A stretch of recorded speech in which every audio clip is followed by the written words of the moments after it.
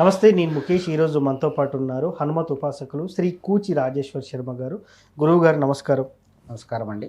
ముఖ్యంగా జూలై 12వ తేదీన విశేషంగా సంతాన పాశుపత హోమాన్ని అయితే నిర్వహించబోతున్నారు. సో ఈ సంతాన పాశుపతంలో కొంతమంది అడుగుతున్నారు, మాకు 40 ఇయర్స్ అండి, 40+ అండి, మరి సంతాన పాశుపతం చేస్తే మాకు నిజంగానే సంతానం కలుగుతుందా అని. ఏంటి అసలు వయసుతో సంబంధం లేదంటారా సంతాన పాశుపతానికి? అసలు ఏంటంటారు, సంతాన పాశుపతం వల్ల నిజంగానే సంతానం కలుగుతుందంటారా? శ్రీ హనుమతే నమః. మంచి ప్రశ్న. సంతానం లేనటువంటి వాళ్ళ కోసం దైవిక సంబంధమైనటువంటి కార్యక్రమాల్లో సంతాన పాశుపతం అనేది ఒకటి చెప్పబడింది. 368 రకాల పాశుపతాల్లో సంతాన పాశుపతం అనేది ఒకటి.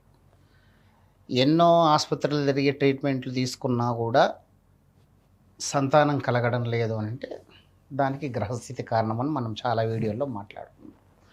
ఈ గ్రహస్థితికి సంబంధించినటువంటి పరిశీలన చేసిన తర్వాత కూడా సంతానం కలగడం లేదు అన్నప్పుడే మనం పాశుపతానికి వెళ్తున్నాం. పాశుపతము అంటే ఎలాంటి జాతక దోషాలున్నా కూడా పోగొట్టేటటువంటిది పాశుపతం.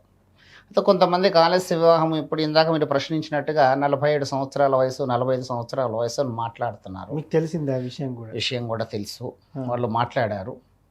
ఒకటేంటంటే వాళ్ళకి మోనోపాస్ అంటే ఇంకా నెలసరి ఋతుక్రమం కనుక ఇంకా కంటిన్యూ అవుతుంది అని అంటే మనం ఖచ్చితంగా ఈవెన్ ఐవీఎఫ్ వాళ్ళు కూడా ఋతుక్రమం జరుగుతుంది అన్నప్పుడు మాత్రం పాశుపతం చేస్తే కూడా మనకు ఖచ్చితమైన రిజల్ట్ ఉంటుంది. అంటే ఐవీఎఫ్ కూడా అదే ప్రాసెస్ ఉంటుందంట. ఖచ్చితంగా అదే ఉంటుంది. కాబట్టి ఋతుక్రమం అనేది కనుక ఆగిపోకుండా ఉంటే మనం ఆడవాళ్ళకి చేస్తే ఖచ్చితంగా రిజల్ట్ అనేది ఉంటుంది. ఓకే, అది కనుక జరిగిపోతే మాత్రం భగవంతుని మీద భారం వేయడం మనం నిజాన్ని కూడా మనం చేయాల్సినటువంటి అవసరం లేదు. ఎందుకంటే అది అవ్వకపోతుండొచ్చు. కానీ అది కనుక ఉంటే ఎలాంటి వయసు వాళ్ళకైనా కూడా జాతకరీత్యా సంతాన ప్రాప్తి కనుక ఉంది అని అంటే మాత్రం మనం జాతక దోషాలన్నింటినీ పరిశీలించకుండా కూడా పాశుపతం కనుక మనం చేస్తే ఖచ్చితమైనటువంటి ఫలితం అనేది పొందొచ్చు అని మనం రూఢిగా చెప్పొచ్చు. దీంట్లో సందేహపడాల్సినటువంటి అవసరం లేదు. సో ముఖ్యంగా చాలామంది అడుగుతున్నారు, ఈ సంతాన పాశుపతం అనేది ఎలా నిర్వహిస్తారు? డైరెక్ట్గా పాశుపతాన్ని మొదలు పెడతారా? దానికంటే ముందు ఏమేం చేస్తారు? తద్వారా నిజంగానే ఎట్లాంటి ఫలితాన్ని మనం చూస్తాము? అంటే ఇప్పుడు చాలామంది హాస్పిటల్లో కూడా ఎన్నో లక్షలు ఖర్చు పెట్టుకున్నటువంటి పరిస్థితిని కూడా కొంతమందిని మనం చూస్తాము. సో దీంతో అవుతుందా అనేది కూడా ఒక పెద్ద ప్రశ్నగా మారిపోయింది. మీరేం చెప్తారు? దైవిక సంబంధమైనటువంటి కార్యక్రమానికి సంబంధించి అందరూ కూడా సందేహపడడంలో తప్పేం లేదండి. జరుగుతుందా అని అంటే మంత్రానికి శక్తి ఉంటుంది, జరుగుతుందని అనుకోవాలి. అంటే ఇప్పుడు శారీరక సంబంధమైనటువంటి దౌర్బల్య నివారణ కోసము రకరకాలైనటువంటి మందులు వాడుతున్నప్పుడు ఆ మందులు వాడుతున్నప్పుడు మీరు ఎలానైతే విశ్వాసంతో మందు వాడుతున్నారో, మెడిసిన్ తీసుకుంటున్నారో, లేదా ఇప్పుడు మీరు సంతానం కోసం ఏదైతే ప్రయత్నం చేస్తున్నారో ఆ ప్రయత్నం ఎంత విశ్వాసంతో మీరు చేస్తున్నారో దైవిక సంబంధమైనటువంటి ప్రయత్నంలో కూడా ఇది ఖచ్చితమైనటువంటి ఫలితాన్ని ఇస్తుంది. దాంట్లో మనం సందేహపడాల్సినటువంటి అవసరం లేదు. ఇక సంతాన పాశుపతము అంటే సంతాన పాశుపతముకి ఒక మూల మంత్రం ఉంటుంది. ఆ మంత్రాన్ని కొన్ని బీజాక్షరాలతో సంపుటీకరణం చేసి దూర్వారోదకం అంటే గరిక నీళ్లతో అభిషేకం చేస్తాం. అభిషేకం చేశాక ఆ నీళ్లు ప్రోక్షణ చేసిన తర్వాత అంటే వాళ్ళ మీద చిలకరించిన తర్వాత మళ్ళీ ఇదే పాశుపత మూల మంత్రంతో మనం హోమాన్ని నిర్వహించడం జరుగుతుంది. ఓకే, ఇట్లా ఆ హోమం అంటే అభిషేకము, హోమం ఏ పాశుపతానికైనా కూడా ఖచ్చితంగా అంటే ఒక్కొక్క పాశుపతానికి ఒక్కొక్క రకమైనటువంటి అభిషేకము, ఒక్కొక్క రకమైనటువంటి ప్రక్రియతో మనం అభిషేకం చేసిన తర్వాత హోమం అనేది నిర్వహించడం జరుగుతుంది. మన దేవాలయంలో కూడా దుర్వారోదకంతో అభిషేకం అయిన తర్వాత పాశుపత హోమం అనేది నిర్వహించడం జరుగుతుంది. ఎస్. సో ఈ పూజాధిక్రతువు చాలా లెంతీగా ఉంటుంది. అంటే మినిమం 3 to 4 hours మనకు దాదాపుగా 3 గంటలు పట్టదు. సో మీరు విశేషంగా ఈ పూజ అనంతరం ఎవరైతే సంతానం కోసం ఎదురు చూస్తున్నటువంటి మహిళ ఎవరైతే ఉన్నారో రక్షాధారణ అని చెప్పి చెప్తాను. మెడలో రక్షాధారణ. ఏంటి రక్ష యొక్క రహస్యం ఏంటి అసలు? రక్ష అనేది రహస్యము, అంతేనా? బయటికి చెప్పద్దంటారా? అది చెప్పకూడదు.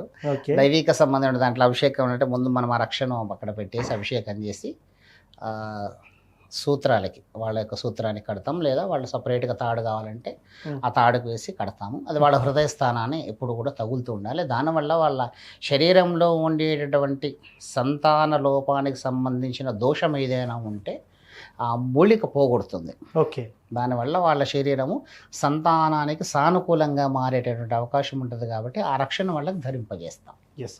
సో ఇన్ని చెప్తున్నారు, మరి కొన్ని దోషాలు ఉంటాయి. మరి సంతాన పాశుపతంతో దోష నివృత్తి మొత్తం అవుతుందన్నది కూడా ఒక పెద్ద ప్రశ్న. ఇప్పుడు చాలా రకాలుగా ఏం చెప్తారంటే అమ్మాయికి ఆ దోషం ఉందని చెప్తారు. లేకపోతే ఒక అబ్బాయిని చేసుకున్న తర్వాత ఆ దోషం ఈమెకు కూడా ఆపాదిస్తుందని చెప్తా ఉంటారు. మరి ఈ పాశుపతం వల్ల ఈ 2 దోషాలు అంటే అమ్మాయికున్న దోషాలు కానివ్వండి, అత్తగారింటికి వెళ్ళినప్పుడు ఆ దోషాలు గాని నివృత్తి జరుగుతుందంటారా మరి? 100% జరుగుతుందండి. హ్మ్. జపం, తర్పణం, దానం, హోమం. హ్మ్. ఇప్పుడు మనము అక్షరాభ్యాసం చేయగానే ఎంబీబీఎస్ చేయం. అవును. దానికి ఒక ప్రాసెస్ ఉంటుంది. హ్మ్. మీరు బాగా గమనించండి, చిన్న వయసులో 6 సబ్జెక్టులు పెడతారు. అవును. తరగతి పెద్దగా అవుతున్న కొద్దీ వయసు పెద్దగా అయిపోయి చదువుకునేటప్పటికి మనం పీజీ చేసేటప్పటికి ఏదో ఒక సబ్జెక్టే ఇస్తారు. అవును. ఆ బరువంతా మనం దించేసుకుంటూ వస్తున్నాం. అవును. ఆ బరువంతా దిగిపోతుంది అని అంటే మనం ఏదైనా ఒక పాశుపతం, మనం ఒకే ఒక అస్త్రం, హ్మ్. జీవితానికి పరమావధిలో ఒకే ఒక అస్త్రాన్ని, పాశుపత అస్త్రాన్ని ఎప్పుడైతే మనం ప్రవేశపెడుతున్నామో హ్మ్. దానికి సంబంధించినటువంటి దోషాలన్నీ కూడా పోతాయి. హ్మ్.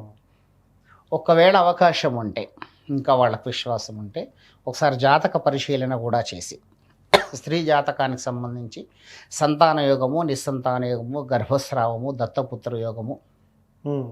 ఈ జాతకంలో ఉండేటువంటి గ్రహాల స్థితిని బట్టి హ్మ్. ఒకసారి కనుక పరిశీలించి వీలైతే, ఇంత కష్టపడుతున్నప్పుడు వీలైతే, హ్మ్. ఇప్పుడు ఎక్కడ కూడా మీరు ఐవీఎఫ్ సెంటర్లకు వెళ్ళినప్పుడు ఎక్కడ కూడా ₹1,00,000 కన్నా తక్కువనైతే మీకు ట్రీట్మెంట్కి అయితే జరగదండి. అవును. అలా జరుగుతూ ఉన్నప్పుడు మీరు కొంత భగవంతుడికి సంబంధించినటువంటి దాంట్లో సేవలో కూడా కొంత ప్రయత్నం చేయండి, తప్పేం లేదు. హ్మ్. ఆ దోషాలకు కూడా సంబంధించినటువంటి పరిహారం ఏదైనా ఉంటే కూడా మనం దానికి కూడా శాంతి చేసుకుంటే, ఉపశమనం చేసుకుంటే ఖచ్చితంగా సంతతి అనేది కలుగుతుంది. చివరగా చిన్న ప్రశ్న. సంతాన పాశుపతం వల్ల ఆరోగ్యకరమైన చక్కటి సంతానం కలుగుతుందా? మంచి ప్రశ్న. అంటే ఇప్పుడు మీడియా ముందర అని కాదండి. ఆ! వాస్తవంగా నేను సంతాన పాశుపతం చేసినటువంటి వాళ్ళలో హ్మ్. 2016 2016లో చేసినప్పుడు వాళ్ళ ఆవిడ రాలేదు, రాకూడదు అని ఒక ఆయన వచ్చి కూర్చున్నారు. హ్మ్. భర్త వచ్చి కూర్చున్నారు. హ్మ్. చాలా శ్రద్ధగా చేశాడండి ఆయన. ఆ! అంటే నిజంగా సంతతి కావాలి అని కోరుకునేటప్పుడు ఒక మనిషి తన భావననంతా కూడా కేంద్రీకృతం చేసి, ఆయనకేంటంటే శివలింగానికి అభిషేకం చేస్తున్నప్పుడు కనపడుతున్నటువంటి శివలింగము, వేస్తున్నటువంటి నీళ్ల ధార, వినపడుతున్నటువంటి మంత్రం, ఆయన అంత ఏకాగ్రతతో కూర్చున్నాడు. ఓకే. 1 ఇయర్ లోపలనే వాళ్ళకి సంతానం కలిగింది. హ్మ్. చాలా ఇంటెలిజెంట్ హ్మ్. పుట్టినటువంటి సంతతి. హ్మ్. చాలా అద్భుతమైనటువంటి, ఇప్పుడు ఈరోజు ఉదయమే దేవాలయంలో అబ్బాయి గురించి మాట్లాడుకోవడం జరిగింది. హ్మ్. అలాగే కాకినాడ నుంచి కూడా ఒకరొచ్చారు. ఆ అమ్మాయి 5 ఇయర్స్ ఇప్పుడు.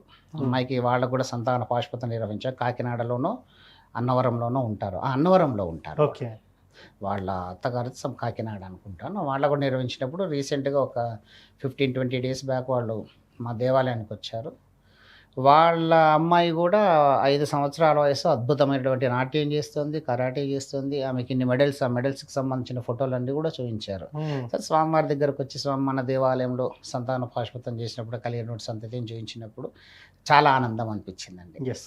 సో, చాలా చక్కగా చెప్పారు. అంటే ఇప్పుడు మేము చూస్తుంది ఎట్లుందంటే బయట వాళ్ళు నిజంగానే ఏదో డబ్బుల కోసం చేస్తున్నారు. అంటే మీరు ఒక సంకల్పం ఉంది మీకు. బయట వేలకు వేలు ఒడగొట్టుకుంటున్నారు.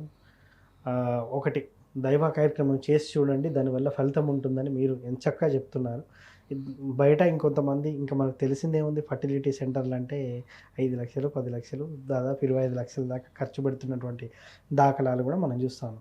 సో, ఒక చిన్న పాశుపతం ద్వారా ఇంతటి ఫలితం ఉంటుందని చెప్పేసి మీరైతే చెప్తున్నారు గురువుగారు. ఆల్రెడీ మీ దగ్గర కూడా ఒక 60 మంది జంటలు, 80 మంది జంటలు, 62 మందికి 62 మంది చేశానండి. చేశారు. మీకు ఇక్కడ ఒక అద్భుతమైన విషయం చెప్పాలి. హ్మ్. 2016లో నేను ఏదైతే పాశుపతం చేశానో, హ్మ్.